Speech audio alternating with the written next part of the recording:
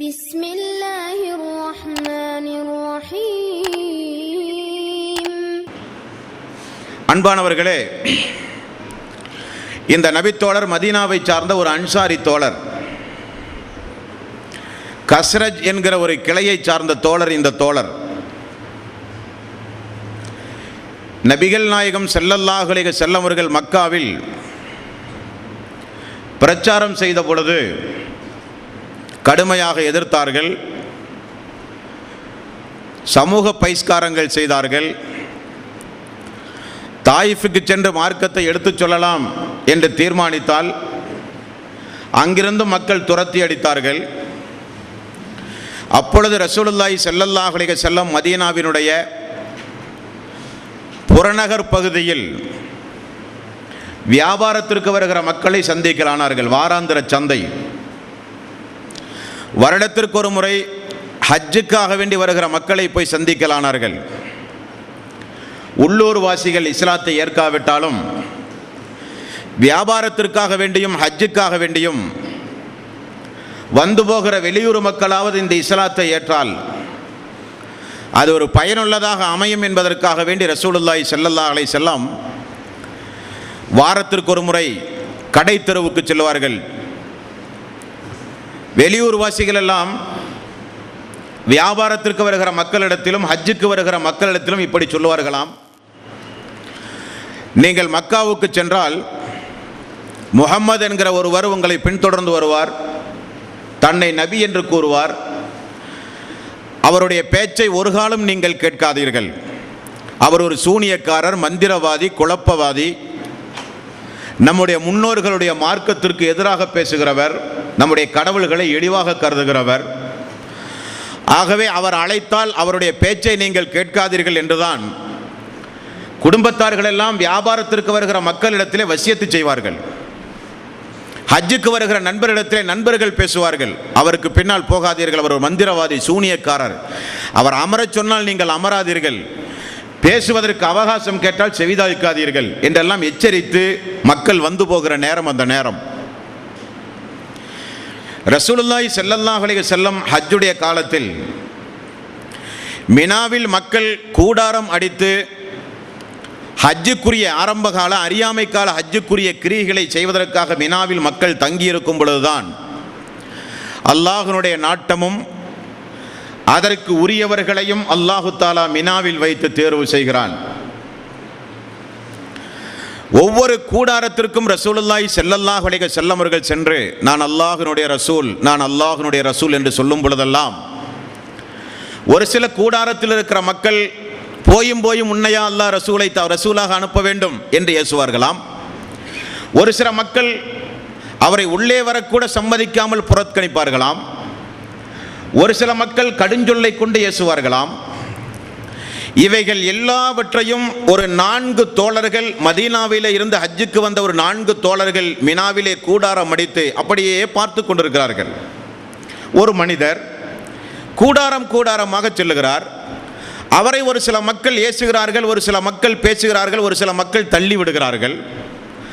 இந்த 4 தோழர்களும் அந்த கூடாரத்தில் அமர்ந்து கொண்டு அந்த 4 தோழர்களில் ஒரு தோழர் 3 தோழர்களிடத்திலே சொல்லுகிறார்: ஏன் அவரை எல்லா மக்களும் புறக்கணிக்கிறார்கள்? அவர் இந்த ஊர்வாசி தானே, அவரை மக்கள் ஏசுகிறார்கள், அவர் என்னதான் பேசுகிறார் என்று கூட கேட்காமல் அவரை மக்கள் வெறுக்கிறார்கள்.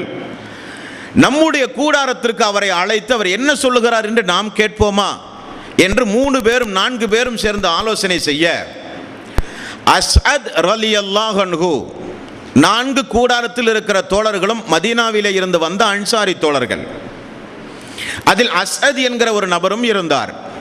அவர் போய் நீங்கள் எங்களுடைய கூடாரத்திற்கு வந்து உங்களுடைய கருத்துக்களை சொல்லுங்கள் என்ன என்று கேட்டார்.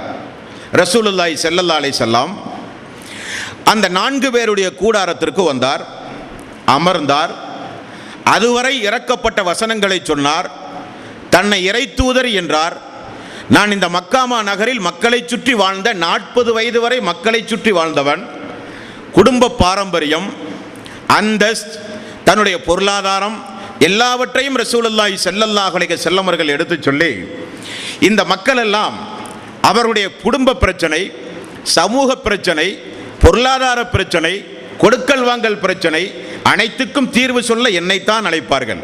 அசாதிக், உண்மையாளர், நேர்மையாளர் என்றெல்லாம் தான் மக்கள் எனக்கு புகழாரம் சூட்டி வாழ்த்து தெரிவித்து மக்காவிலே என்னை சுற்றி வாழ்ந்த மக்கள் இருக்கிறார்கள்.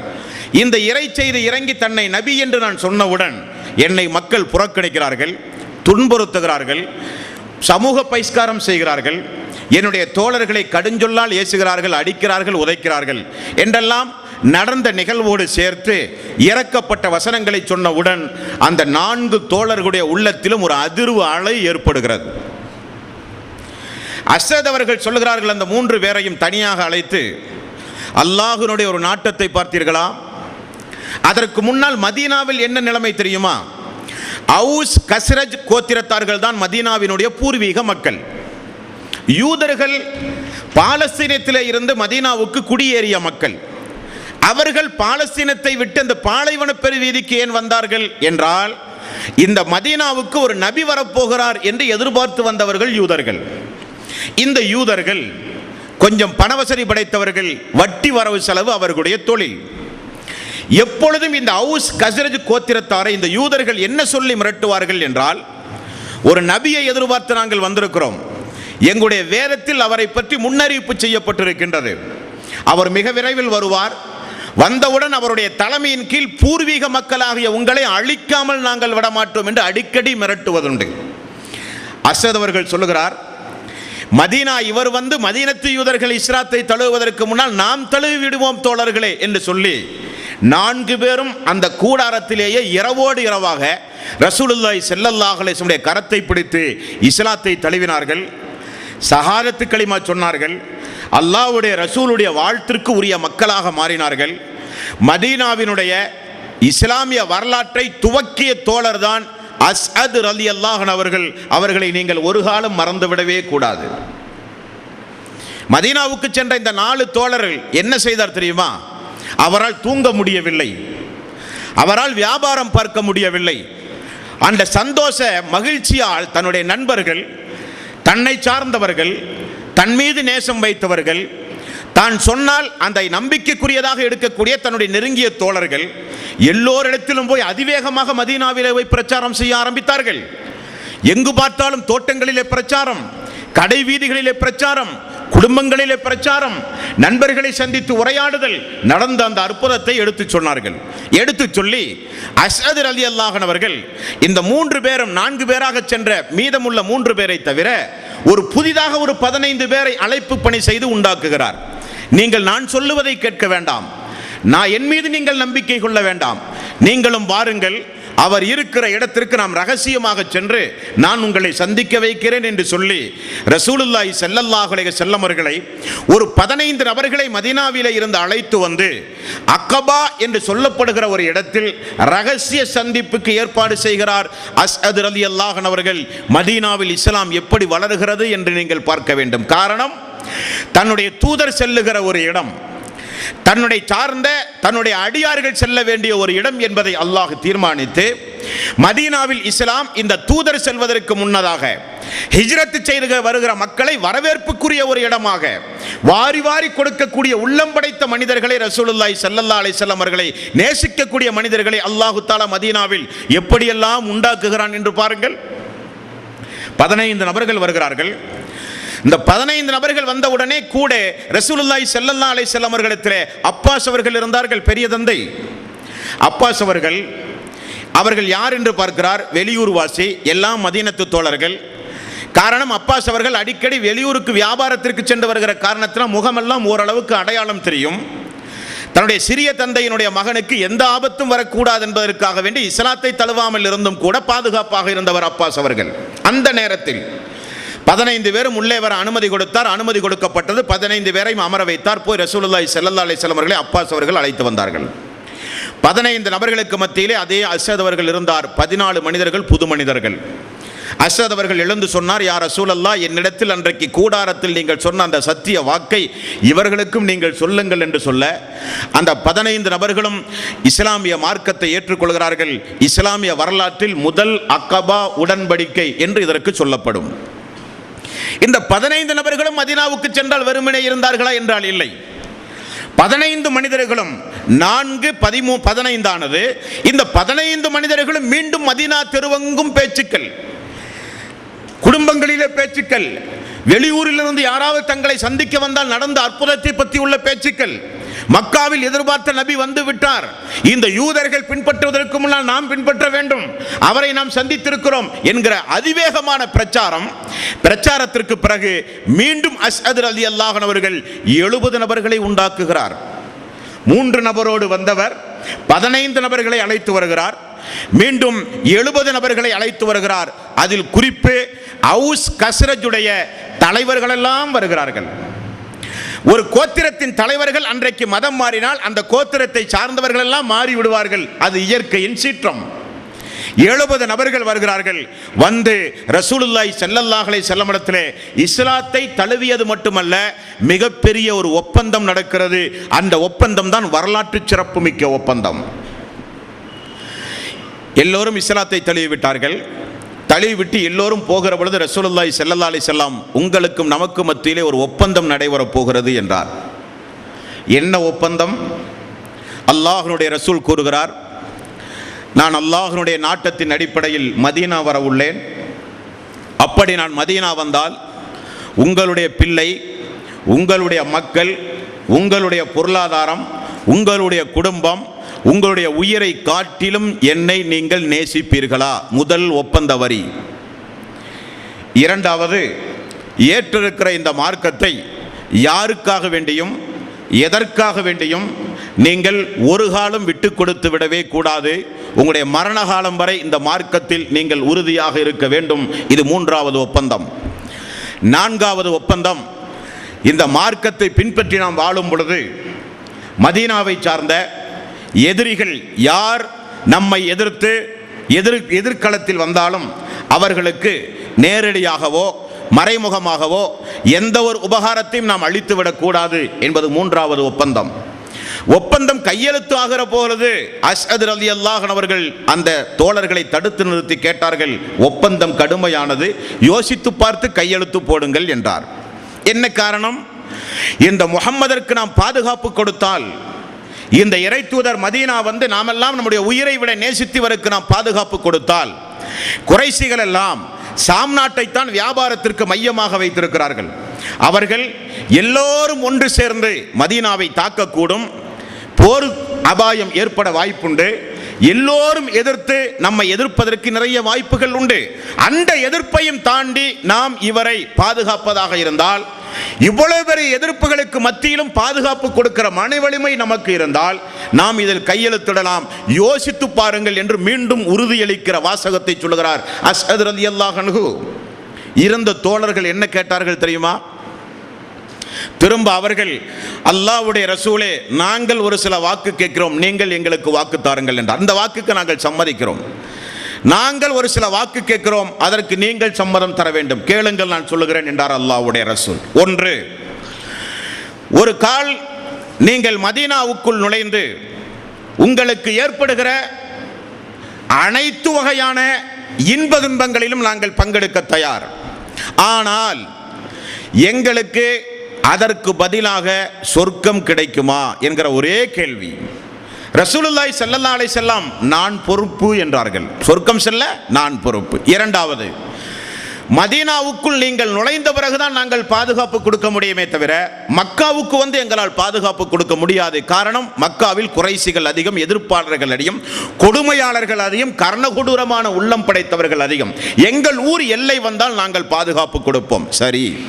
3வது, நீங்கள் எங்களுடைய மதீனாவுக்கு வந்த பிறகு அல்லாஹ் நாடி இஸ்லாம் வளர்ந்து மிகப்பெரிய சாம்ராஜ்யம் உருவானாலும் நீங்கள் எங்களோடு தான் வாழ வேண்டும், எங்களோடு தான் மரணிக்க வேண்டும், எங்கள் ஊரில் தான் நீங்கள் அடக்கம் செய்யப்பட வேண்டும், திரும்ப நீங்கள் மக்காவுக்கு வரக்கூடாது. ரசூலுல்லாஹி ஸல்லல்லாஹு அலைஹி வஸல்லம் அவர்கள் சொன்னார்கள், அன்சாரிகள் எனது நேசத்திற்குரியவர்கள், உங்களுடைய பாதை இனி எனது பாதை, நீங்கள் செல்லும் இடம் இனி நான் செல்லும் இடம், உங்களை நேசிக்கிறவர்களை நான் நேசிக்கிறேன் என்று ரசூலுல்லாஹி ஸல்லல்லாஹு அலைஹி வஸல்லம் அவர்கள் கூறினார்கள். ஒப்பந்தம் கையெழுத்தானது. மக்காவிலே இருந்து அந்த 70 தோழர்களும் மதீனா சென்றார்கள். செல்லுகிற பொழுது ரசூலுல்லாஹி ஸல்லல்லாஹு அலைஹி வஸல்லம் இடத்திலே மீண்டும் ஒரு கோரிக்கை வைத்தார்கள். அல்லாஹ்வுடைய ரசூலே, மதீனாவில் வேதத்தை படித்த மார்க்க அறிஞர்களாகிய யூதர்கள் அதிகம், அவர்களை எதிர்த்து இந்த இஸ்லாமிய பிரச்சாரம் எங்களால் செய்ய இயலாது. அவர்கள் வேத ஞானம் உடையவர்கள், மார்க்க அறிஞர்கள், மௌலவிகள், மதகுருமார்கள். அவர்கள் ஏதாவது வேதத்தில் இல்லாததை பொல்லாததை சொல்லி இந்த மார்க்க வளர்ச்சிக்கு தடை விதிக்க கூடும், மக்களை குழப்பக்கூடும். ஆகவே நீங்கள் முதிர்ந்த, உங்களால் பயிற்சி அளிக்கப்பட்ட, உங்களால் வார்த்தெடுக்கப்பட்ட திருக்குரான் மனனம் உடைய மார்க்க அறிஞர்கள் 2 பேரை எங்களுக்கு மதீனாவுக்கு தாருங்கள். அவர்களை வைத்து நீங்கள் வருவதற்கு முன்னதாகவே மார்க்கத்தை மதீனாவிலே நாங்கள் மெல்ல மெல்ல வளர்த்துகிறோம் என்று சொல்ல ரசூலுல்லாஹி ஸல்லல்லாஹு அலைஹி வஸல்லம் 2 நபித்தோழர்களை அவர்களுடைய கோரிக்கைக்கு இணங்க மதீனாவுக்கு அனுப்பினார். அந்த 2 நபித்தோழர்கள் தான் முஸ்அப் ரலியல்லாஹு அன்ஹு, 2 கண்ணும் தெரியாத அப்துல்லா இப்னு உம்மி மக்தூம். இந்த 2 பேரும் அன்றைக்கு குரானில் மனனமுடையவர். எதை கேட்டாலும் குர்ஆனுடைய வசனங்களை கொண்டு பதில் சொல்லுகிற ஆற்றல் படைத்தவர்கள். யாரும் சாமானியமானவர்கள் யாரும் அவர்களிடத்திலே பேச முடியாது. எப்படிப்பட்ட கேள்விக்கும் பதில் சொல்லுகிற ஆற்றலை அல்லாஹ் யாருக்கு கொடுத்திருக்கிறான்? 2 கண்ணும் தெரியாத அப்துல்லா இப்னு உம்மி மக்தூம் அவர்களுக்கு கொடுத்திருக்கிறான். அவர் வருகிற சபையில் ரசூலுல்லாஹ் புறக்கணித்தார். அவரை கண்டித்து ஆயத்து இறங்கியது என்றுதானே அவரை பற்றி தெரிந்திருக்கிறீர்கள். அப்துல்லா இப்னு உம்மி மக்தூம் அவர்களுக்கு மட்டுமே தனி ஒரு 60 நிமிட CD நாம் பேசி வெளியிட்டிருக்கிறோம். நிறைய வரலாற்று சொந்தக்காரர் அவர். அவர் முஸ்அப் அவர்களோடு சேர்ந்து மதீனா சென்று அவர் செய்த பிரச்சாரத்தினுடைய வீரியங்களை நீங்கள் ரஹீக் என்கிற புத்தகத்திலே பார்க்கலாம். புகாரி, முஸ்லிம் போன்ற ஹதீஸ் நபிமொழி தொகுப்புகளிலே பார்க்கலாம். 2 தாயிகளை ரசூலுல்லாஹி ஸல்லல்லாஹு அலைஹி வஸல்லம் அஸ்அத் அவர்களுக்கு பக்கபலமாக மதீனாவுக்கு அனுப்புகிறார். இஸ்லாம் வளர்ந்தது. இந்த இடத்தில் கஅப் இப்னு மாலிக் என்று இன்றைக்கு நாம் பார்க்க போகிற இந்த நபித்தோழருடைய பங்களிப்பு எங்கே வருகிறது என்றால், இரவோடு இரவாக யாருக்கும் தெரியாமல் மதீனாவிலே இருந்து 15 நபர்கள் 70 நபர்கள் வந்தார்களே, அந்த வந்த நபர்களில் ஒருவர் தான் இந்த கஅப் இப்னு மாலிக் என்கிற நபித்தோழர். இவர் நல்ல ஒரு செல்வச் செழிப்பு உள்ளவர். இவர் அந்த மதீனா நகர் மக்கள் மத்தியிலே நல்ல ஒரு செல்வாக்கு படைத்தவர், மதிப்பு மரியாதையும் உடையவர். ரசூலுல்லாஹி ஸல்லல்லாஹு அலைஹி வஸல்லம் மதீனத்து போர், பத்ரு போர், முதல் போர், அந்த போரில் பங்கெடுக்க முடியாததற்காக வேண்டி மிகுந்த வருத்தப்பட்டவர். அந்த போர் திடீரென நடந்தது. போரினுடைய வரலாறு உங்களுக்கு தெரியும். மதீனாவிலே இருந்து புறப்படும் போது ரசூலுல்லாஹி ஸல்லல்லாஹு அலைஹி வஸல்லம் போருக்காக என்ற மக்களை அழைக்கவில்லை. அபூ சுஃபியானுடைய படையை வழிமறிப்பதற்காக வேண்டி சென்ற கூட்டம் திடீரென போராக மாறியது. ஆகவே போருக்காக வராத நபர்களை ரசூலுல்லாஹி ஸல்லல்லாஹு அலைஹி வஸல்லம் மதீனாவுக்கு வந்து யார் யார் போருக்கு வரவில்லை என்று எந்த எதிர்கேள்வியும் கேட்கவில்லை. ரசூலுல்லாஹி ஸல்லல்லாஹு அலைஹி வஸல்லம் மதீனாவிலே இருந்து புறப்படும் போது போருக்காக வேண்டியும் புறப்படவில்லை. ஆகவே ஒரு சில மக்கள் மதீனத்து போரில், பத்ரு போரில் பங்கெடுக்க தவிர்க்கப்பட்டார்கள். இந்த நபித்தோழருடைய வாழ்வில் இஸ்லாம் வந்தது. சிறப்புக்குரியவராக இருந்தார். அல்லாஹ்வுடைய பாதை என்று வந்தால் அதிகம் வாரி செலவு செய்கிற வரிசையில் முன்னணியில் இருந்தார். அப்படி இருக்கிற இவருடைய வாழ்வில் தான் அந்த சோக சம்பவம் நடந்தது. சாதாரண சம்பவம் அல்ல, மதீனா நகர மக்களையே உலுக்கி எடுத்த சம்பவம். தபூக் போர் நடக்க போகிறது என்கிற ஒரு அறிவிப்பு. நபிகள் நாயகம் ஸல்லல்லாஹு அலைஹி வஸல்லம் அவர்களுடைய போர் யுக்தி என்று ஒரு தனி பாடமே உண்டு. போர் தந்திரம், அல்லாஹ்வுடைய ரசூலுடைய போர் தந்திரம் என்று ஒரு தனி பாடமே உண்டு. ரசூலுல்லாஹி ஸல்லல்லாஹு அலைஹி வஸல்லம் ஒரு குழுவை எதிர்த்து, ஒரு நாட்டை எதிர்த்து, ஒரு சமூகத்தை எதிர்த்து, ஒரு எதிரிகளை எதிர்த்து போர் செய்ய போகிறார் என்று திட்டம் தீட்டினால், அவர் செல்ல வேண்டிய பகுதி வடக்கு புறமாக இருந்தால் தெற்கு புறமாகவே பேசுவார் ரசூலுல்லாஹி ஸல்லல்லாஹு அலைஹி வஸல்லம். போகிற ஊரை பற்றி சொல்ல மாட்டார், யாரை எதிர்த்து செய்ய போகிறோம் என்று சொல்ல மாட்டார். காரணம், எந்த இடத்திலும் எந்த நேரத்திலும் தகவல் பரிமாற்றம் முனாஃபிக்குகளின் மூலம் நடந்து அது ஒரு அரசியல் கூட்டமைப்புக்கு மிகப்பெரிய ஒரு சதியை உண்டாக்கிவிடும் என்பதை உணர்ந்தார்கள் ரசூலுல்லாஹி ஸல்லல்லாஹு அலைஹி வஸல்லம். அப்படி தபூக் போர் நடக்க போகிறது. கிறிஸ்தவ சமுதாயத்தை எதிர்த்து நடத்தப்படுகிற போர், வலிமையான ஒரு போர். பல ஆயிரக்கணக்கான கிறிஸ்தவ சமுதாயம் எல்லா ஊர்களிலிருந்தும் வரவழைக்கப்பட்டு மிகப்பெரிய ஒரு தாக்குதல் நடத்தப் போவதாக ரசூலுல்லாஹி ஸல்லல்லாஹு அலைஹி வஸல்லம் அவர்களுக்கு முன்னறிவிப்பு வர, அல்லாஹ்வுடைய ரசூலும் தபூக்கை நோக்கி மக்களை புறப்பட தயாராக்கினார்கள். சஹாபாக்கள் தினசரி அந்த போருக்கு ஆயத்தமாகி கொண்டிருந்தார்கள். இந்த கஅப் இப்னு மாலிக் ரலியல்லாஹு அன்ஹு அவர்கள் அந்த போரில் பங்கெடுப்பதனுடைய விளைவாக நடந்த சரித்திரத்தை தான் இப்பொழுது நாம் பார்க்க போகிறோம். அது ஒரு கடுமையான வெயிலுடைய நேரம். பேரித்தங்கனிகள் எல்லாம் கோடை காலத்தில் தான், வெப்ப காற்றில் தான் பேரித்தங்கனிகள் எல்லாம் கனிகள் கொடுக்கிற காலம், நல்ல விளைச்சலுக்குரிய காலம். நிழல்கள் அதிகமாக பேரித்த மரங்கள் தந்து கொண்டிருந்த காலம். மதீனாவினுடைய சூழ்நிலை அந்த கோடை காலத்தில் தான் அனுபவிக்க வேண்டிய நேரம் என்று வரலாற்று ஆசிரியர்கள் சொல்லுவார்கள். அப்பொழுது கஅப் இப்னு மாலிக்கே சொல்லுகிறார், நடந்த சம்பவத்தை கேளுங்கள். நான் தினசரி பள்ளி வாயிலுக்கு செல்லுவேன், தோழர்களோடு இருப்பேன். போர் செல்வதற்குண்டான ஆயத்த பணிகளில் எல்லா தோழர்களும் ஈடுபடுவார்கள், நானும் ஈடுபடுவேன். அது மெல்ல மெல்ல மெல்ல மெல்ல ஒரு நாள் 2 நாள், நாளை பார்ப்போம், நாளைய மறுநாள் பார்ப்போம். அவர்கள் செல்வதற்கு முன்னதாகவே நாம் சென்று விடலாம். காரணம், நம்மிடத்தில் வேகமான குதிரை உண்டு, போர் தந்திரங்கள் தெரியும். அவர்களுடைய ஒட்டகம் செல்வதற்கு முன்னதாகவே தபூக்குக்கு நாம் சென்று விடலாம் என்று இருந்து தாமதமானது. தபூக்குக்கு செல்ல முடியாமல் போனது. எல்லா தோழர்களும் சென்று விட்டார்கள், இவர் மட்டும் தாமதம் என்று சொல்லி மதீனாவை விட்டு செல்லாமல் போரை விட்டும் தவிர்க்கப்பட்டு விட்டார். யதார்ச்சையாக நடந்த ஒரு சம்பவம் சொல்லுகிறார். ரசூலுல்லாஹி ஸல்லல்லாஹு அலைஹி வஸல்லம் தபூக் என்கிற அந்த சஹாபாக்களுடைய அந்த கூட்டத்திற்கு மத்தியிலும் கூட கஅப் இப்னு மாலிக் வந்தாரா என்று என்னை பற்ற கேட்ட சம்பவம் என்னுடைய உள்ளமெல்லாம் அதிர்வலையை ஏற்படுத்தியது. எங்கே கஅப் இப்னு மாலிக் என்று ரசூலுல்லாஹி ஸல்லல்லாஹு அலைஹி வஸல்லம் கொஞ்சம் யோசித்து பாருங்கள். ஒரு போர் தளபதி, அல்லாஹ்வுடைய ரசூல், ஆயிரக்கணக்கான மக்கள் மத்தியிலும் ஒரு நபர் 2 நபர் வராவிட்டால் தெரியாது. இருந்தும் கூட ரசூலுல்லாஹி ஸல்லல்லாஹு அலைஹி வஸல்லம் கஅப் இப்னு மாலிக் என்று கேட்கும்போது ஒரு நபித்தோழர் சொல்லுகிறார், யா ரசூலல்லாஹ், அவருக்கு பொருளாதார ஆசை மோகம் வந்துவிட்டது, ஆகவே அவர் மதீனாவிலே தங்கிவிட்டார் என்று சொல்லுகிறார். முஆத் பின் ஜபல் ரலியல்லாஹு அன்ஹு அவர்கள் குறுக்கிட்டு சொல்கிறார், யா ரசூலல்லாஹ், அது தவறு. அவரை குறித்து நாங்கள் அல்லாஹ்வின் மீது சத்தியமாக அறிந்து வைத்திருக்கிறோம். அவர் நல்ல மனிதர், நல்லதைத்தான் நாங்கள் நாடுகிறோம். அவர் இவர் சொல்வதை போல் உள்ள மனிதர் அல்ல என்று குறுக்கிடுகிறார். இங்கே முஸ்லிம்களாகிய நமக்கு ஒரு பாடம் உண்டு. என்ன பாடம்? ஒரு இறை விசுவாசியை குறித்து ஒரு சபையில் ஒரு தவறாக பேசப்படுமேயானால் அதை முதலில் எதிர்த்து மறுத்து பேச வேண்டும். அது இறை விசுவாசியுடைய பண்பு. காரணம், ரசூலுல்லாஹி ஸல்லல்லாஹு அலைஹி வஸல்லம் அவர்கள் சொன்னார்கள், ஒரு மூமினை பற்றி ஒரு செய்தி உங்களிடத்தில் சொல்லப்பட்டால் யார் ஒருவர் அதை மறுத்து பேசுகிறாரோ அவருடைய முகத்தை அல்லாஹ் தஆலா நரகத்தில் இருந்து காப்பாற்றுகிறான். செவிதாழ்த்திக்க கூடாது, அங்கீகரிக்கிற மாதிரி நாமும் ஆமோதிக்கிற மாதிரி பேசக்கூடாது. ஒரு இறை விசுவாசியை குறித்து ஒரு தவறான செய்தி வந்ததால் முதலில் மறுத்து பேச வேண்டும். அது அப்படி நிச்சயம் இருக்காது, அவர் அப்படிப்பட்டவர் அல்ல, அந்த செய்தியை அவர் சொல்ல மாட்டார் என்று மறுத்து பேச வேண்டும் என்கிற ஒரு பாடம் இந்த நபிமொழியில இருந்து நமக்கு கிடைக்கிறது. அது முதலாவது பாடம். இப்படி ரசூலுல்லாஹி ஸல்லல்லாஹு அலைஹி வஸல்லம் தபூக்கிலே இருக்கிறார். எதிரிகளுக்கு ரசூலுல்லாஹி ஸல்லல்லாஹு அலைஹி வஸல்லம் வந்துவிட்டார் என்கிற செய்தி தெரிந்தவுடன் என்னவோ தெரியவில்லை, தபூக் போர் நடக்கவில்லை, குறைஷிகள் எல்லாம் போருக்கு வராமலேயே தவிர்த்து கிறிஸ்தவர்கள் எல்லாம் ஓடிவிட்ட ஒரு செய்தி வரலாற்றிலே உண்டு. இருந்தாலும் எதிரிகளுடைய உள்ளத்தில் ஒரு பயத்தை உண்டாக்க வேண்டும் என்பதற்காக ரசூலுல்லாஹி ஸல்லல்லாஹு அலைஹி வஸல்லம் 20 நாள் அந்த தபூக்கிலே பாசறை அடித்து சஹாபாக்களோடு 20 நாள் ரசூலுல்லாஹி ஸல்லல்லாஹு அலைஹி வஸல்லம் தங்குகிறார். எந்த நேரம் வந்தாலும் தாக்க நாங்கள் தயார் என்கிற உறுதியை வெளிப்படுத்துவதற்காக வேண்டி அல்லாஹ்வுடைய ரசூல் அங்கே தங்கினார். போர் இல்லாமல் மக்கள் எல்லாம் திரும்ப வந்தார்கள். மதீனாவுக்குள் மெல்ல மெல்ல கூட்டம் வந்தது. அப்பொழுது எனது வயிறெல்லாம் கலங்க ஆரம்பித்தது. கஅப் இப்னு மாலிக் அவர்கள் சொல்கிறார், ரசூலுல்லாஹி ஸல்லல்லாஹு அலைஹி வஸல்லம் தபூக்கிலே இருக்கும்போது நான் கடை வீதிக்கு சென்று பார்த்தால் அங்கே அபூபக்கர் அவர்களை பார்க்க முடியவில்லை, உமர் அவர்களை பார்க்க முடியவில்லை, முஹாஜிர் அவர்களை பார்க்க முடியவில்லை, அன்சாரிகளை பார்க்க முடியவில்லை.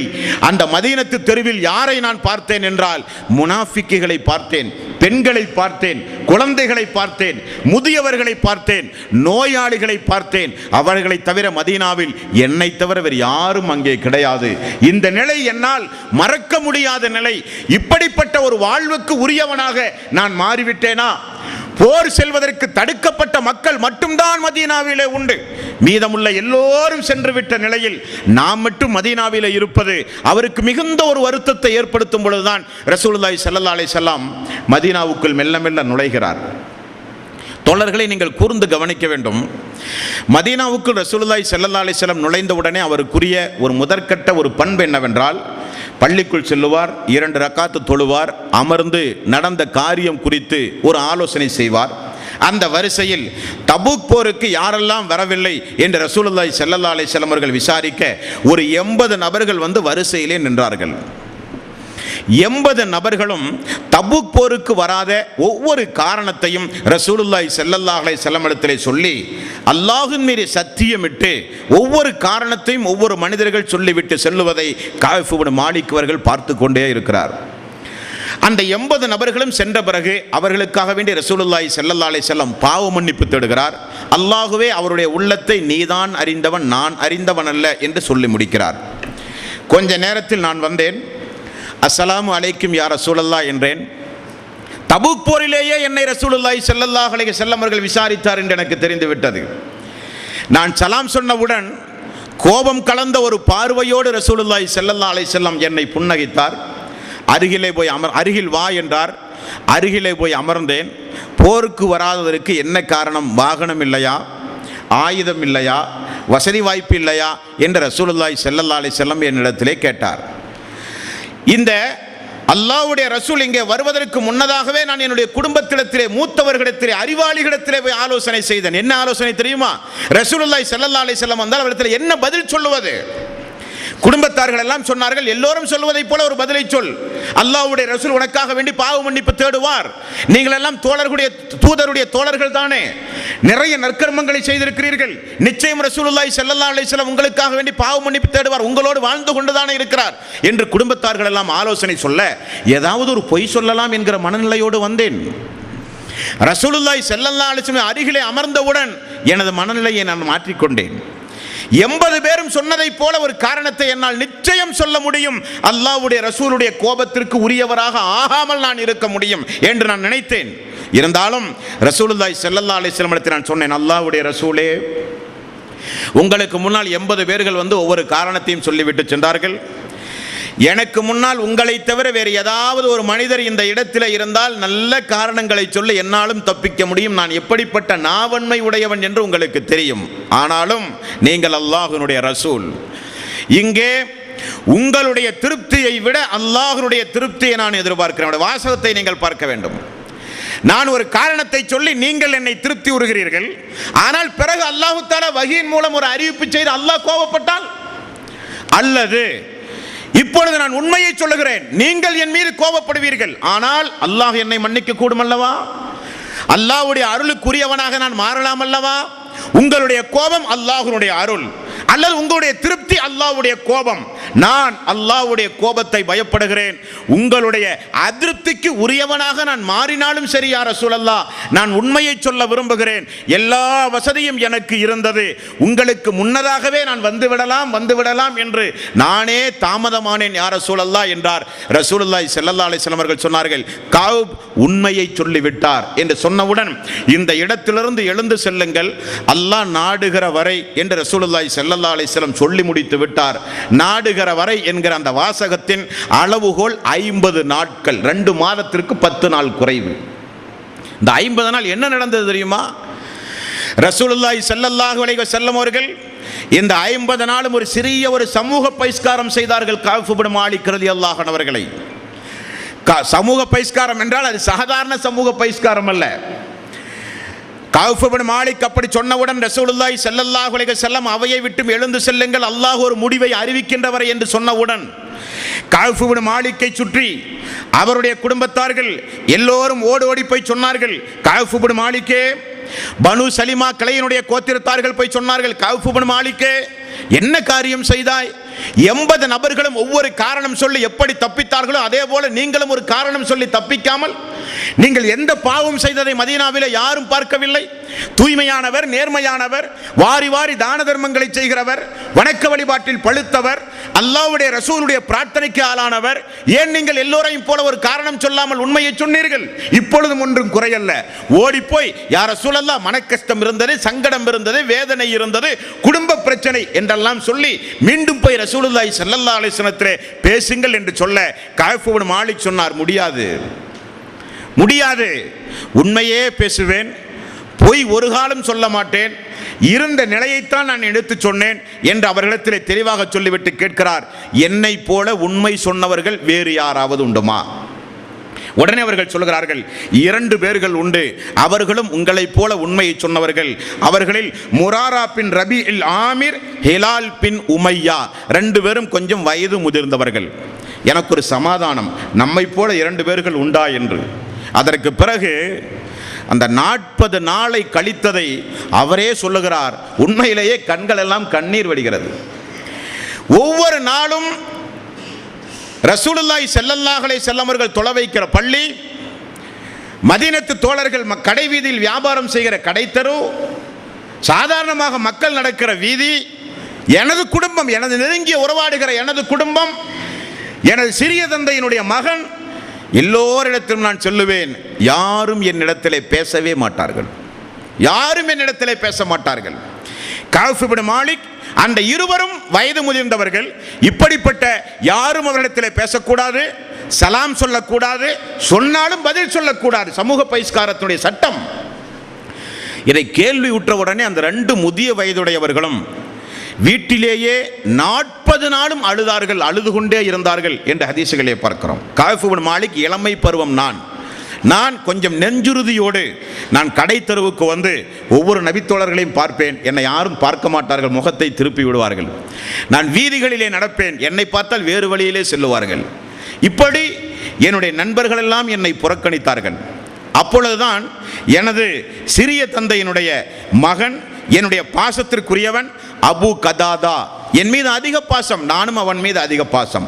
அவனுடைய தோட்டத்தை உள்ளே நுழைந்து அவனுக்கு நான் சலாம் சொன்னேன். அவன் எனக்கு எந்த பதிலையும் சொல்லவில்லை. அவன் எனக்கு தம்பியும் கூட. நான் சலாம் சொல்லாததை பார்த்த உடனே சொன்னேன், சத்தியமாக அபு கதாதா நான் கேட்கிறேன், என்னை திரும்பிப்பார். நான் திரும்ப முடியாது என்றான். தம்பி திரும்ப முடியாது. அல்லாஹ்வுமே சத்தியமாக நான் சொல்கிறேன், நான் அல்லாஹ்வையும் அல்லாஹ்வுடைய ரசூலையும் எந்த அளவுக்கு நான் நேசிக்கிறேன் என்று உனக்கு தெரியாதா கதாதா? அவர் ஒன்றும் பேசவில்லை. 3 முறை திரும்ப திரும்ப சொல்கிறார். 4வது முறை கதாதா பயன்படுத்திய ஒரே வார்த்தை, நீ அல்லாஹ்வையும் அல்லாஹ்வுடைய ரசூலையும் நேசிப்பது அல்லாஹ் ஒருத்தவனுக்கு மட்டும்தான் தெரியும், எனக்கு தெரியாது என்று முகத்தை திருப்பி விட்டார். இந்த சங்கடம் அவரால் தாங்க முடியாது. தோட்டத்துக்குள் இருந்து கொண்டு தேம்பி தேம்பி நான் அழுதேன். மீண்டும் தோட்டச்சுவரை தாண்டி நான் மீண்டும் வீட்டுக்கு வந்துவிட்டேன். அந்த இருவரும் சங்கடத்தின் காரணமாக யாரும் பேசவில்லையே என்பதற்காக வீட்டிலேயே அழுது கொண்டிருந்தார்கள். ஆனால் நானோ பள்ளிக்கு செல்லுவேன். ரசூலுல்லாஹி ஸல்லல்லாஹு அலைஹி வஸல்லம் அவர்களுக்கு அருகிலே போய் அமருவேன் தொழுகைக்காக வேண்டி. அல்லாஹ்வுடைய ரசூலுக்கு, அல்லாஹ்வுடைய ரசூலே அஸ்ஸலாமு அலைக்கும் என்று நான் சலாம் சொல்லுவேன். பதில் சொல்லுவதற்காக வேண்டி உதட்டை அசைக்கிறாரா என்று உதட்டை நான் உன்னிப்பாக பார்ப்பேன். சலாம் சொல்லிவிட்டு ரசூலுல்லாஹி ஸல்லல்லாஹு அலைஹி வஸல்லம் முகத்தை திருப்புவார். திருப்பினால் நான் அந்த இடத்திலே போய் நின்று கொண்டு சலாம் சொல்லுவேன். ரசூலுல்லாஹி ஸல்லல்லாஹு அலைஹி வஸல்லம் முகத்தை இப்படி திருப்புவார். சரி, அவருக்கு பக்கத்திலே போய் நின்று கொண்டு தொழுகைக்காக வேண்டி நான் நிற்பேன். இடக்கண்ணால் நான் பார்ப்பேன். ரசூலுல்லாஹி ஸல்லல்லாஹு அலைஹி வஸல்லம் எங்காவது ஒரு ஓரத்தில் நம்மை பார்க்கிறார்களா என்பதற்காக வேண்டி அவருக்கு பக்கத்திலே போய் தொழுகைக்காக வேண்டி போய் நிற்பேன். அல்லாஹ்வுடைய ரசூல் என்னை பார்க்க மாட்டார். நான் தொழுவேன். நான் தொழும் பொழுது ரசூலுல்லாஹி ஸல்லல்லாஹு அலைஹி வஸல்லம் என்னை பார்ப்பார். தொழுகை முடித்தவுடன் நான் பார்க்கும்போது ரசூலுல்லாஹி ஸல்லல்லாஹு அலைஹி வஸல்லம் முகத்தை திருப்புவார். இது ஒரு நாள் அல்ல, 2 நாள் அல்ல, 3 நாள் அல்ல, வாரமோ மாதமோ அல்ல. இப்படி 40 நாட்கள் கழிந்தது. வீதி எங்கும் எனக்கு இருண்டது. பள்ளிவாயிலுக்கு சென்றால் ஒரு மனிதர் கூட எனக்கு சலாம் சொல்லாத நிலைமை. அல்லாஹ்வுடைய ரசூல் என்னை பார்த்தால் சிரிக்காத நிலைமை. எனது உறவினர்கள் என்னை புறக்கணித்த நிலைமை. என்னோடு பாசம் வைத்தவர்கள் எல்லாம் என்னை வெறுத்த நிலைமை. கஅப் இப்னு மாலிக் சொல்லுகிறார், மதீனா எனக்கு சுருங்கியது. நான் பார்த்த மதீனாவல்ல அந்த 40 நாள், அது வேறு பூமியாக மாறிவிட்டது.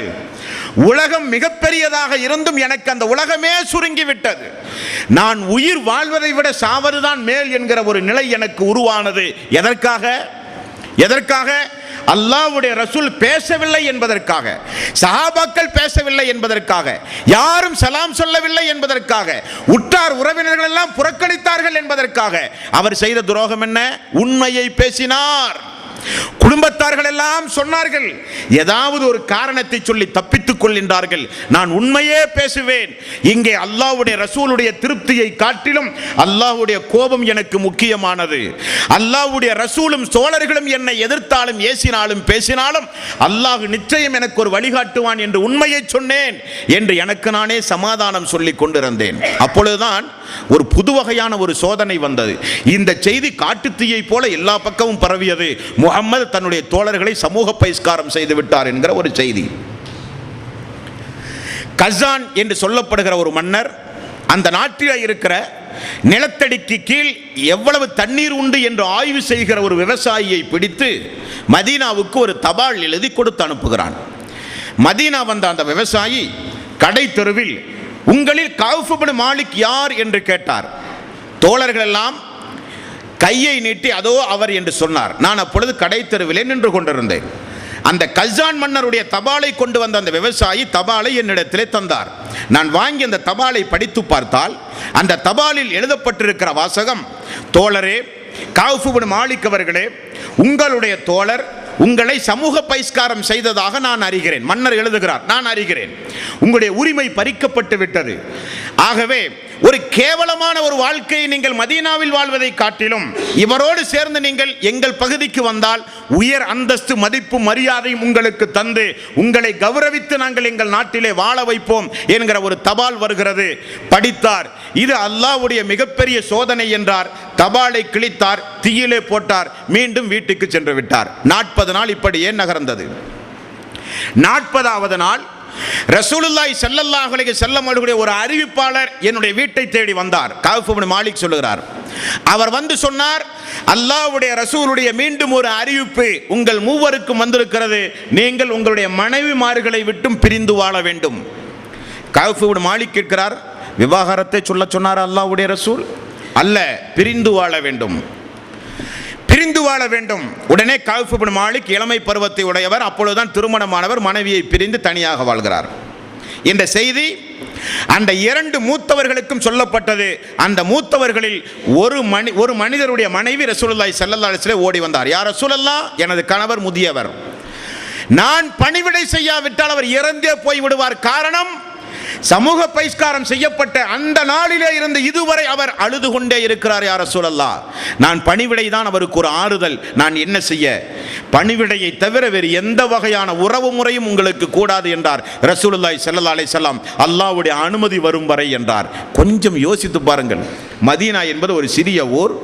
கௌஃப் இப்னு மாலிக் ஏழை அல்ல, நல்ல வசதி படைத்தவர், செல்வ செழிப்புள்ளவர். அவன் ஏன் இப்படி இவ்வளவு பெரிய துயரங்களையும் தாண்டி அந்த மதீனாவிலே இருக்க வேண்டும்? அண்டை நாட்டிலே இருக்கிற ஒரு மன்னர் செல்வ செழிப்போர் உன்னை இங்கே வாழ வைக்கிறேன் என்று சொல்லி கடிதம் அனுப்பிய பிறகும் அவன் ஏன் அங்கே வாழ வேண்டும்? இந்த 3 பேருக்கும் அப்படி என்ன ஒரு நிற்கதியான ஒரு நிலை?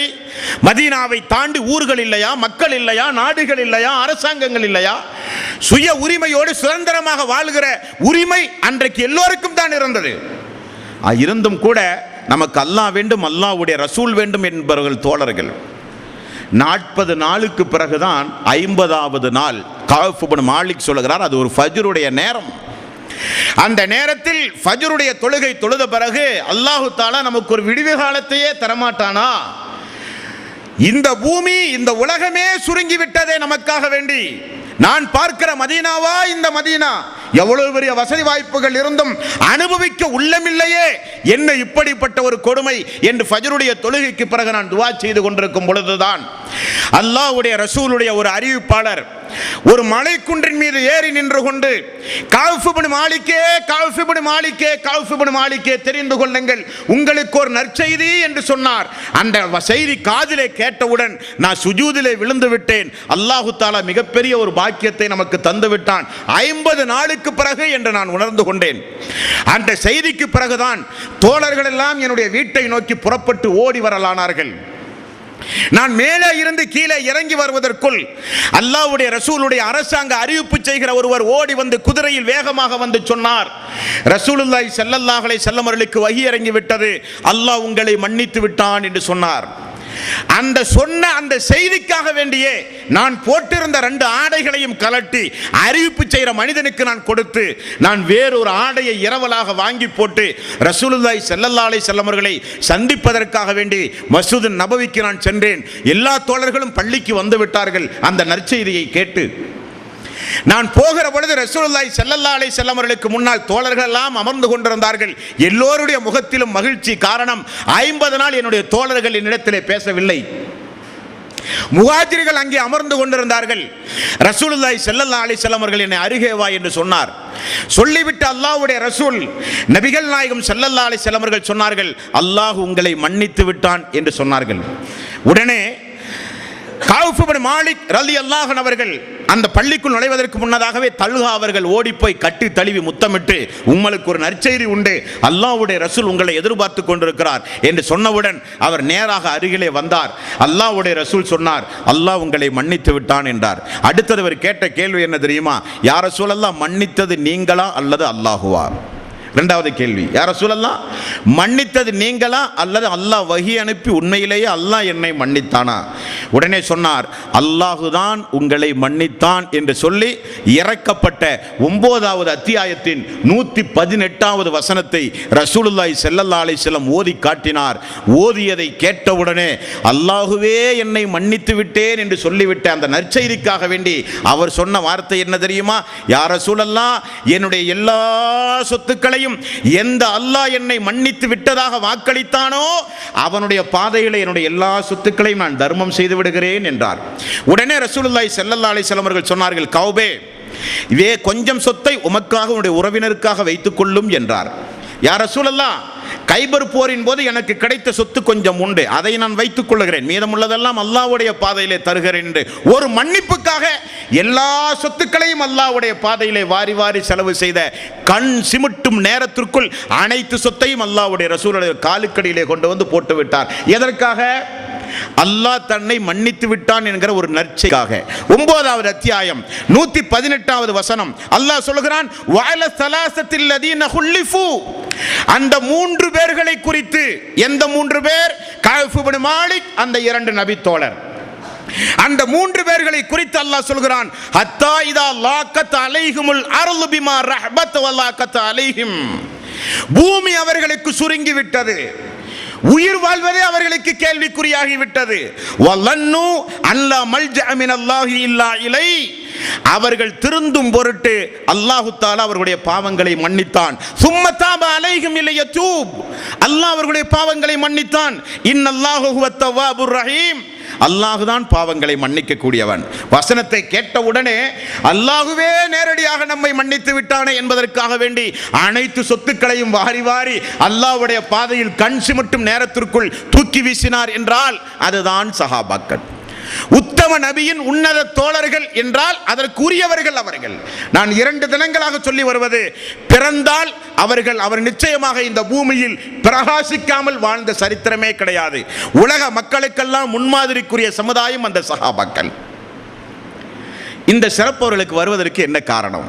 தோழர்களே, நான் உங்களை மன்னித்தேன் என்று அல்லாஹ் சொல்லுவது சாதாரணப்பட்ட ஒரு வாக்கியம் அல்ல. இப்படி அல்லாஹ் யாருக்கெல்லாம் சொல்லி இருக்கிறான்?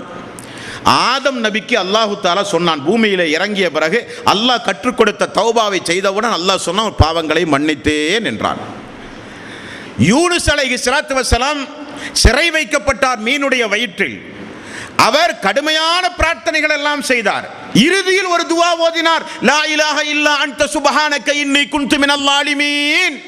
இந்த ஒரு வார்த்தைக்காக வேண்டி அல்லாஹு தஆலா அவரை மீன் வயிற்றிலே இருந்து வெளியே எடுத்தான். அவருடைய பாவத்தை மன்னித்தேன் என்றான். அல்லாஹு தஆலா பாவத்தை மன்னித்தேன் என்று சொன்ன நபர்கள் சொற்ப நபர்கள் தான். பத்ரு போரில் பங்கெடுத்த மக்கள், முற்சென்ற பாவம் இனி மரணிக்கின்ற வரை செய்கிற பாவம் உங்களுக்கு மன்னிப்பு என்றான். வேறு யாருக்கும் அல்லாஹு தஆலா உத்தரவாதம் கொடுக்கவே இல்லை. மீதமுள்ள எல்லோரும் மரணிக்கின்ற வரை தாம் செய்த பாவத்திற்கு மன்னிப்பு கேட்டுக்கொண்டே தான் இருக்க வேண்டும். காரணம், அவன் மன்னித்தானா இல்லையா என்று நமக்கு தெரியாது. நாம் அறியாமையில் செய்த பாவம் தௌபா, மன்னிப்பான் நம்பிக்கையோடு கேட்கிறோம். மன்னித்தே தீருவான், நடக்காது. அல்லாஹு தஆலா இரக்கமுடையவன் தான், பிரார்த்தனை செய்தால் சந்தோஷப்படக்கூடியவன் தான். உறுதி உண்டுமா? நம்முடைய இஹ்லாஸ், நம்முடைய திருந்துதல், நாம் எந்த அளவுக்கு நம்முடைய ஈமானை பாதுகாத்திருக்கிறோம், எந்த அளவுக்கு அல்லாஹ்வை நேசித்திருக்கிறோம், எந்த அளவுக்கு அல்லாஹ் மீது ஈமான் கொண்டிருக்கிறோம் என்பதை பொறுத்து அந்த தகுதிக்கு ஏற்பத்தான் பாவ மன்னிப்பு. அது மறுமையில் தான் தெரியும். அப்படி இந்த உலகத்திலேயே போருக்கு செல்லாமல் இருந்த ஒரு காரணத்திற்காக, பொய் பேசாமல் உண்மையோடு நேர்மையாக இருந்த ஒரே காரணத்திற்காக வேண்டி அவர்களை நான் மன்னித்தேன் என்று அல்லாஹ் சொல்லுகிறானே, இது உண்மைக்கு கிடைத்த பரிசா இல்லையா? வக்கூலு கௌலன் சதீதா, யா அய்யுஹல்லதீன ஆமனுத்தகுல்லாஹ், ஈமான் கொண்டவர்களே அல்லாஹுவை பயந்து கொள்ளுங்கள். வகூலு கௌலன் சதீதா, பேசும்போது உண்மையை பேசுங்கள், நேர்மையாக நீங்கள் நடந்தாலோ உங்களுக்காக உங்கள் பாவங்களை மன்னிப்பேன், பதவிகளை உயர்த்துவேன், சீரமைப்பேன் உங்களுடைய வாழ்வை என்று அல்லாஹு தஆலா வாக்களிக்கிறானா இல்லையா? குத்திலல் ஹர்ராசூன், பொய்யர்கள் அழிந்து போவார்கள் என்று அல்லாஹ் எச்சரிக்கிறானா இல்லையா?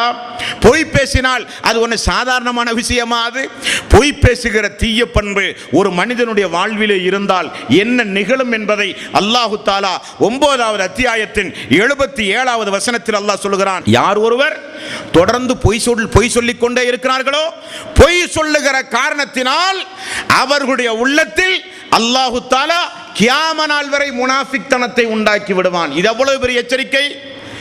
பொய் பேசுகிற தன்மை யாரிடத்திலே தொடர்ந்து நீடிக்கிறதோ அவருடைய உள்ளத்தில் முனாஃபிக்தனத்தை, நஞ்சகத்தனத்தை நான் ஏற்படுத்தி விடுவேன். அவர்கள் நயவஞ்சகர்களாகத்தான் வாழ்வார்கள், மரணிப்பார்கள், நரகத்தின் அடித்தளத்திற்கு அவர்கள் செல்லுவார்கள் என்று அல்லாஹ் எச்சரிக்கின்ற அந்த தீய பண்பிலிருந்து தன்னை காத்துக் கொண்டவர் கஅப் இப்னு மாலிக் ரலியல்லாஹு அன்ஹு.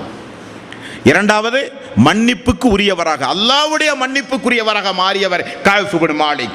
மன்னிப்புக்கு பிராயச்சித்தமாக அவர் செய்ததை பார்த்தீர்களா? சுஜூதிலே கடந்து விழுகிறார், அழுகிறார். யா ரசூலல்லாஹ், நீங்கள் மன்னித்தீர்களா? அல்லாஹ் மன்னித்தானா? அல்லாஹ் தான் மன்னித்தான் என்று சொன்னவுடன் மதீனத்து தோழர்களுக்கெல்லாம் இருந்த சந்தோஷம் சுபஹானல்லாஹ். ஒரு ஜமாத், ஒரு கூட்டமைப்பில் ஒரு மனிதன் வாழும் பொழுது அந்த கூட்டமைப்பின் மூலம் எடுக்கப்படுகிற ஒரு நடவடிக்கை மேற்கொள்ளப்படும் போது அந்த நடவடிக்கைக்குரிய அவகாசம் வரை பொறுத்திருந்தார் பார்த்தீர்களா? யார் அழைத்தும் போகாமல், யாருக்கும் செவிசாய்க்காமல், எப்படிப்பட்ட தபால்கள் தன்னை நோக்கி வந்த பிறகும், நாட்டினுடைய மன்னர் அழைத்த பிறகும் கூட அல்லாஹ் வேண்டும், அல்லாஹ்வுடைய ரசூல் வேண்டும் என்று இருந்தவர் கஅப் இப்னு மாலிக். காரணம் என்ன? வெளியூரே வியாபாரத்திற்காக வேண்டியோ, உறவினர்களை சந்திக்கவோ, போருக்காக வேண்டியோ அவர்கள் சென்றால் வீட்டுக்கு செல்ல மாட்டார்கள் சஹாபாக்கள். நேரடியாக வந்து அல்லாஹ்வுடைய ரசூலை பார்த்து உடல்நலம் விசாரித்த பிறகுதான் வீட்டுக்கு செல்வார்கள். ஒரு நாள் கூட அல்லாஹ்வுடைய ரசூலை பார்க்காமல் அவர்களால் இருக்க முடியாது. அப்படிப்பட்ட பாசத்துக்குரியவர்களுடைய ஈமானை யாரும் எடை போட முடியாது, யாரும் கொச்சைப்படுத்த முடியாது, யாரும் அவர்களை சாதாரண மனிதர்களைப் போல எடை போட முடியாது. அப்படிப்பட்ட சொக்க தங்கங்கள் அந்த தங்கங்கள். ஆகவே தான் ரசூலுல்லாஹி ஸல்லல்லாஹு அலைஹி வஸல்லம் அவர்கள் சொன்னார்கள், ஏசாதீர்கள் என்னுடைய தோழர்களை ஒரு காலம் ஏசாதீர்கள். என்ன காரணம்? அவருடைய ஈமான் அவ்வளவு உயர்ந்தது, அவர்களுடைய தக்குவா, இறையச்சம் அவ்வளவு மேன்மைக்குரியது. நீங்கள் உஹது மலையளவு தங்கத்தையே அல்லாஹ்வுடைய பாதையில் கொடுத்தாலும், நான் ஊட்டி வளர்த்த இந்த பிலால், இந்த அபூபக்கர், உமர், இந்த முஹாஜிர், இந்த அன்சார் ஒரு கையளவு, கையின் பாதி அளவு ஒரு கோதுமையை எடுத்து அல்லாஹ்வுடைய பாதையிலே தர்மம் செய்து விடலாம். நீங்கள் தங்கத்தை கொடுத்தாலும் அதற்கு ஈடு இணையாகாது என்று ரசூலுல்லாஹி ஸல்லல்லாஹு அலைஹி வஸல்லம் அவர்கள் சொன்னார்களே, அதுதான் அந்த சிறப்பை அவர்களுக்கு பெற்றுத் தருவதற்கு அடிப்படையான காரணம். இது நம்முடைய வாழ்விலே ஒரு படிப்பினை.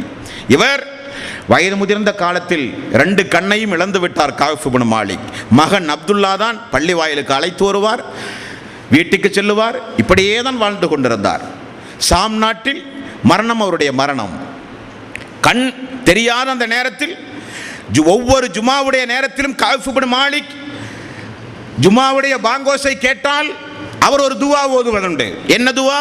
அல்லாஹும்ம ரப்ப ஹாதிஹி தஅவத்தி தாமா வஸ்ஸலாத்தில் காயிமாத்தி முஹம்மதில் வஸீலத வல் ஃபலீலத, அல்லாஹ்வுடைய ரசூலுக்காக வேண்டி செய்யக்கூடிய துஆவை செய்துவிட்டு, யா அல்லாஹ், அஸத் அவர்களுக்கு நீ சிறந்த வாழ்வை கபரிலும் மறுமையிலும் கொடு, அஸத் அவர்களுக்கு சிறந்த வாழ்வை கபரிலும் மறுமையிலும் கொடு, அஸத் அவர்களுக்கு சிறந்த வாழ்வை கபரிலும் மறுமையிலும் கொடு என்று வெள்ளிக்கிழமை பாங்கோசை கேட்டால் துஆ செய்வார்.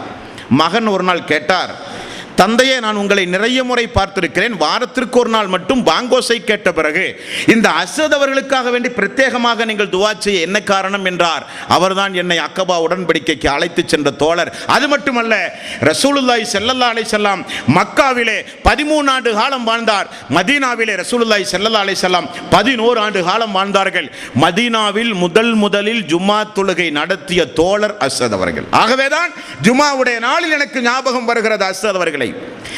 எங்குமே அன்றைக்கு ஜுமா இல்லை, மக்காவிலே கூட்டு தொழுகை இல்லை. அல்லாஹ்வுடைய ரசூல் மக்காவிலே இருந்தும் மதீனாவில் முஸ்அப் அவர்கள், அப்துல்லா இப்னு உம்மி மக்தூம், அஸ்ஸத் ஆகிய இவர் 3 பேரும் சேர்ந்து மதீனா முழுக்க இஸ்லாமிய பிரச்சாரம் செய்து ஒரு ஜமாத்தை உண்டாக்கினார்கள். ஜுமா தொழுகை முதலில் நடத்தப்பட்டது மதீனா. அங்கேதான் அஸ்ஸத் ரலியல்லாஹு அன்ஹு தலைமையில் நடந்தது. இரண்டாவது இஸ்லாமிய வரலாற்றில் ஜுமா நடந்த இடம் பஹ்ரைன் என்று சொல்லப்படுகிற ஒரு நாடு. ரசூலுல்லாஹி ஸல்லல்லாஹு அலைஹி வஸல்லம் மதீனா போய் கூஃபாவிலே போய் தங்கி அதற்கு பிறகுதான் அல்லாஹ்வுடைய ரசூல் ஜுமா தொழுகிறார். மஸ்ஜித் நபவியை ஏற்பாடு செய்கிறார். முதலில் மதீனாவில் அஸ்ஸத் ரலியல்லாஹு அன்ஹு அவர்கள் ஜுமா தொழுகை நடத்தியதை நினைவு கூறுகிறார் கஅப் இப்னு மாலிக். அவர்தான் எங்களுக்கு இந்த கண்களை திறந்தவர், அறிவு கண்ணை திறந்தவர், இஸ்லாமிய வழிகாட்டியவர். அவர் ஜுமா என்றாலே அவரை நினைவு கூறாமல் எங்களால் இருக்க முடியாது என்று கஅப் இப்னு மாலிக் இப்படியெல்லாம் இந்த மனித சமுதாயத்தை நினைவு கூர்ந்து உண்மையை பேசிய ஒரே காரணத்தினால் 9வது அத்தியாயத்தின் 118வது வசனம் இறக்கி அவரை பாராட்டி சீராட்டி சொல்லுகிற அளவுக்கு ஒரு பெருமைக்கு உரிய ஒரு நபித்தோழராக உலகத்தில் வாழ்ந்து மரணித்தார். அப்படிப்பட்ட அவருடைய வாழ்விலே இருந்து நமக்கு கிடைக்கிற பாடம், எந்த நிலையிலும் நாம் வாய்மை தவறாமல், பொய் பேசாமல், உண்மைக்கு முன் உதாரணமான மனிதர்களாக நாம் நிச்சயம் வாழ வேண்டும். காரணம், அல் யௌம நஹ்திமு அலா அஃப்வாஹிஹிம் வ துகல்லிமுனா ஐதீஹிம் வ தஷ்ஹது அர்ஜுலுஹும் பிமா கானு யக்ஸிபூன். வாய்களுக்கு சீல் வைக்கப்படும், கைகளும் கால்களும் மறுமையிலே விசாரிக்கப்படும் என்று அல்லாஹ் சொல்கிறானே. உடல் உறுப்புகளை குறித்து விசாரிக்கின்ற அந்த நீதிமன்றத்தை பயந்தவர்கள் சஹாபாக்கள்.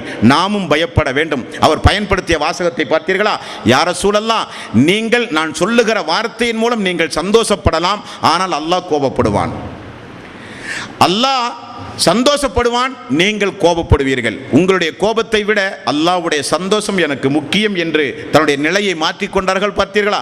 நாம் உண்மையை சொன்னால் நண்பர்கள் எல்லாம் வெறுப்பார்களே, நாம் உண்மையை சொன்னால் குடும்பத்தார்கள் எல்லாம் வெறுப்பார்களே, நாம் உண்மையை சொன்னால் சமூகமே நம்மை புறக்கணிக்குமே, நாம் உண்மையை சொன்னால் நம்மை எல்லாம் கேவலப்படுத்துவார்களே. வேண்டாம், அல்லாஹ் நிச்சயம் உண்மையாளர்களோடு இருக்கிறான். அல்லாஹு தஆலா நிச்சயம் வாய்மையாளர்களோடு இருக்கிறான். அல்லாஹ்வுக்காக வேண்டி அவனை பயந்து, மறுமையை பயந்து, உறுப்புகள் மறுமையில் விசாரிக்கப்படும் என்பதை அஞ்சி உண்மையாளர்களாக இந்த உலகத்தில் நாம் வாழ்ந்தால் கஅப் இப்னு மாலிக்கை மட்டுமல்ல, உலகம் அழிகிற வரை உள்ள மக்களை அல்லாஹு தஆலா நிச்சயம் கைவிட மாட்டான். அவர்களுக்கு இந்த உலகத்தில் தாழ்வதைப் போல ஒரு நிலை இருந்தாலும் அல்லாஹ் நிச்சயம் உயர்த்தியே காட்டுவான். இது அல்லாஹ்வுடைய வாக்கு என்கிற ஒரு பாடத்தை இவருடைய வாழ்க்கை வரலாற்றிலே இருந்து நாம் அறிந்து கொள்ள வேண்டும் தோழர்களே. அடுத்தது, நாமெல்லாம் பிறப்பின் அடிப்படையில் இஸ்லாத்தை ஏற்றுக்கொண்டவர்கள். நம்முடைய தாய் தந்தை முஸ்லீம், அவர்களுக்கு முன்னால் வாழ்ந்தவர்கள் முஸ்லீம், பரம்பரையாக எல்லோரும் இஸ்லாத்தில் இருந்தார்கள். நாம் முஸ்லீமாக பிறந்தோம். இஸ்லாத்தை நாம் ஏற்றுக்கொண்டதற்காக எந்த தியாகம் செய்யவில்லை. இஸ்லாம் என்றால் என்ன என்று அறிந்து கொள்வதற்கு எந்த முயற்சியும் எடுக்கவில்லை.